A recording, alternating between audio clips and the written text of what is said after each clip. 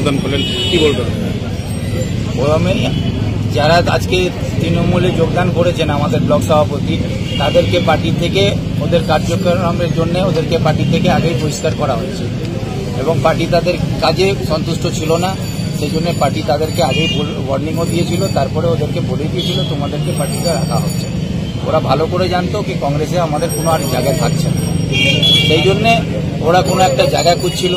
আর মুখ্যমন্ত্রী এখন মরিয়া চেষ্টা চালাচ্ছেন, সে আমাকে আটকাওয়ার জন্যে, সে ছলে হোক কৌশলে হোক, সে ঘোড়া কেনা বেচা করে হোক, ভয় দেখিয়ে হোক, সে এখন কংগ্রেসের কে আটকাওয়ার জন্যে বাম কংগ্রেসের প্রার্থীকে যে করেও হারাতে হবে সেই কাজ উনি করছেন, এর বেশি কিছু নেই। আর ওরা গেলে আমাদের কোনো সমস্যা হবে না।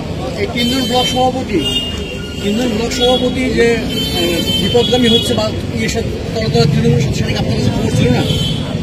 আমাদের সঙ্গে তৃণমূলের সঙ্গে যোগাযোগ ছিল, এরকম কোনো খবর ছিল না, কিন্তু তারা কংগ্রেসের হয়ে কোনো কাজকর্ম করছিলেন না সেটা আমরা জানতাম। তার জন্য ওদেরকে পার্টি থেকে নির্বাচনের এর কোনো কাজ না করার জন্য তাদেরকে পার্টি থেকে বহিষ্কারও করা।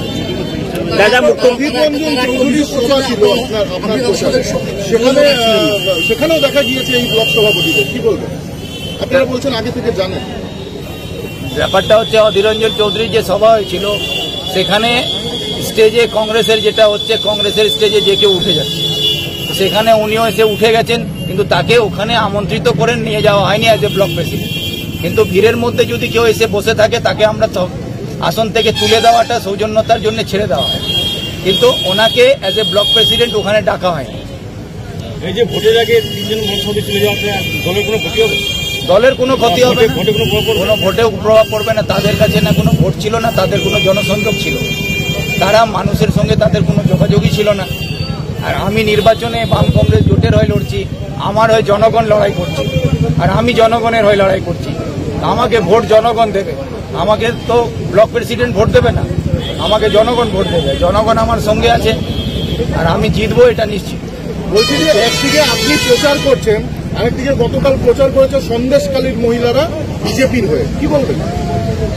দেখুন, এটা তো সন্দেশখালীতে যে খেলাটা হচ্ছে, মুখ্যমন্ত্রী তো আমি আগেই বলেছি যে আমাদের রাজ্যের মুখ্যমন্ত্রী হচ্ছেন আরএসএস এর এজেন্ট। আরএসএস এর এজেন্ট হয়ে বিজেপিকে সুবিধা পাইয়ে দেওয়ার কাজ উনি করে যাচ্ছেন।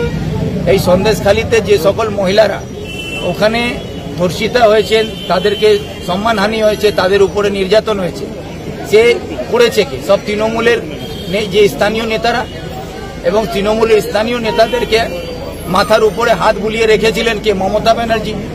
একজন মহিলা মুখ্যমন্ত্রী হয় মহিলাদের অসম্মান হচ্ছে, এবং কিন্তু তার প্রতিবাদ উনি না করে যারা অন্যায় করছিল মহিলাদের সঙ্গে তাদের মাথায় হাত বুলিয়ে তাদেরকে তৃণমূলের পদে ধারে বসিয়ে রেখেছিলেন। তো এইগুলো কাজ করে উনি তো বিজেপিকে সুবিধা পাইয়ে দেওয়ার জন্য এগুলো করছেন, তো বারে বারে করছেন। এখন সন্দেশখালীতে বিজেপিকে ঢোকার পথ তৈরি করে দিয়েছেন উনি।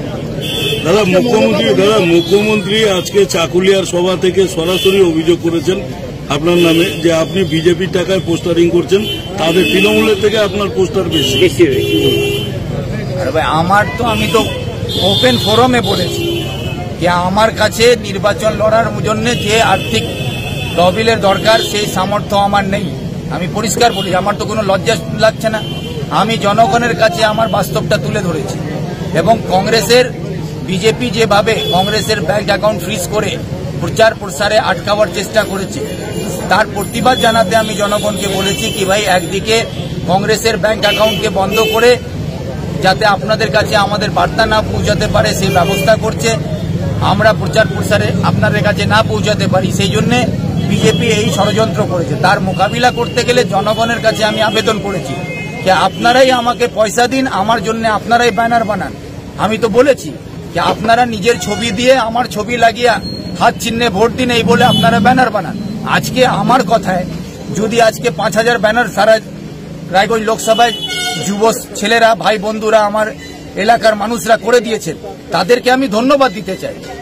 তৃণমূলের দুঃখ হচ্ছে কি মুখ্যমন্ত্রীকে নিজের পয়সায় নিজের ছবি লাগিয়ে টাঙাতে হচ্ছে, আর ভিক্টরের জন্য জনগণ পয়সা দিয়ে ছবি টাঙিয়ে দিচ্ছে, এটা ওদের সহ্য হচ্ছে।